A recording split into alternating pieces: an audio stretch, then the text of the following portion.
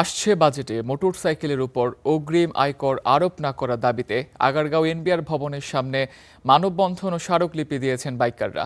রোববার বিভিন্ন স্লোগান লেখা প্লেকার্ড নিয়ে এনবিআর এর সামনে অবস্থান নেন বাইকাররা। পরে এনবিআর চেয়ারম্যান বরাবর স্মারকলিপি দেওয়া হয়। এ সময় যে কোনো অনাকাঙ্ক্ষিত ঘটনা এড়াতে এনবিআর এর প্রধান ফটক বন্ধ রাখা হয়।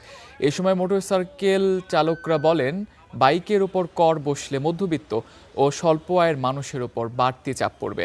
বিলাসবহুল পণ্য বিবেচনায় না নিয়ে মোটরসাইকেলকে প্রয়োজনীয় বাহন হিসেবে গণ্য করার আহ্বান বাইকারদের।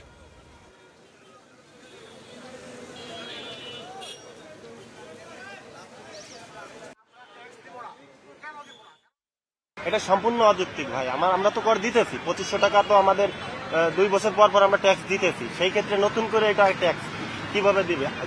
যেটাকে বলা হয়েছে আয়কর, অর্থাৎ আয় করলে তো আপনি ইনকাম ট্যাক্সটা দিবেন, যার আয় নাই সে কোথা থেকে দিবে? এই টাইপের ট্যাক্স মানে যেটা টোটালি অযৌক্তিক, কোনো যুক্তিহীন। আপনার হলো বাংলাদেশে আরো অনেক প্রেক্ষাপট আছে, অনেক জায়গা আছে যেগুলোতে বাংলাদেশ সরকারের নজরদারি করা উচিত। সেই জায়গায় নজরদারি না করে একটা ছোট বিষয়ের মধ্যে নজরদারি করতেছে, আর এটা অনেক বড় ইস্যু।